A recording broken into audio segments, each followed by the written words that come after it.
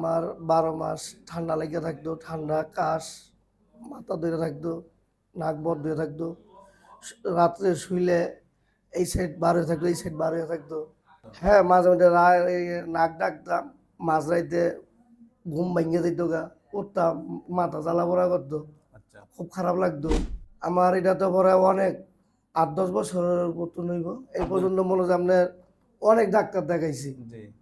MBS BS পদে অনেক doctor দেখাইছি, মেডিসিন প্রচুর দেখাইছি, আচ্ছা। কোনো কাজ হয় নাই। ওষুধ খাইতাম 15 দিন 20 দিন, পরে আবার হইতো। আসসালামু আলাইকুম রহমতুল্লাহ। ওয়ালাইকুম আসসালাম। ভাইয়া, আপনার বাসা কোথায়? আমার বাসা হলো নারায়ণগঞ্জ, লাঙ্গলবন। ও, আগে আপনার কি কি সমস্যা হতো পলিপাসের জন্য?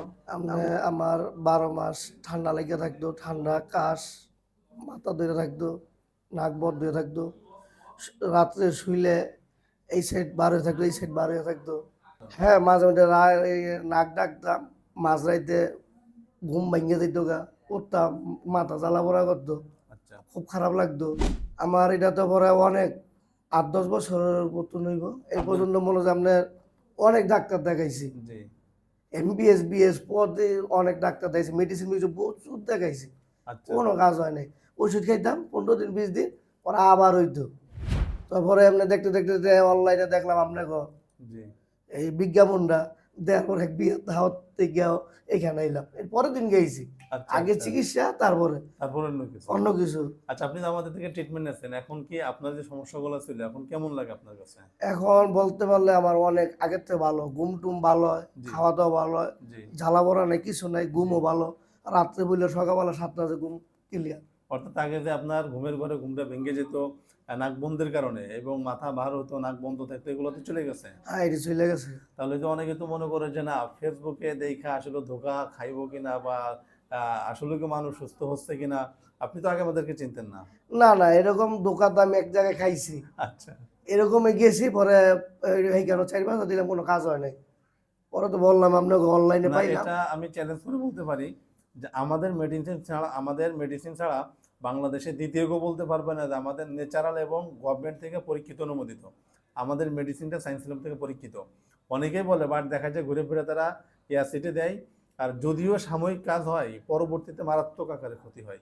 তা এই জন্য আসলেও না জেনে না বুঝে ট্রিটমেন্ট দেওয়াটাও ঠিক না, নেওয়াটাও ঠিক না। তো এই জন্য বিশেষ করে একটা সেন্সিটিভ পয়েন্ট অর্গান, তো এখানে তো অ্যাসিড দিলে তো 100% ক্ষতি হবে। আমরা অনেক পেশেন্ট পেয়েছি যে এই অ্যাসিড নেওয়ার কারণে আপনার নাকের পয়েন্টটা ছিদ্র হয়ে গেছে, টার্বিনেট ছিদ্র হয়ে গেছে।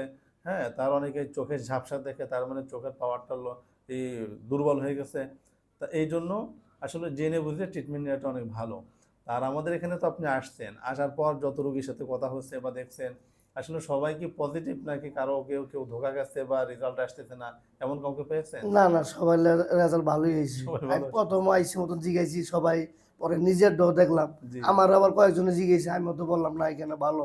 জি। আমিও তো আরো কয়েকজন এই রুগী ধরে বললাম এখানে যান, জি। জি। তা আমিও অর্থাৎ ভালো। আপনার পরিচিতদেরকে বলছেন যে না, এখানে ভালো, আমি সুস্থ হয়েছে, আপনারা যান। হ্যাঁ। তো এখানে আলহামদুলিল্লাহ আমি যেহেতু যে ট্রিটমেন্টগুলো দেই, এখানে আমাদের প্রত্যেকটা রোগের রেজাল্ট আসে।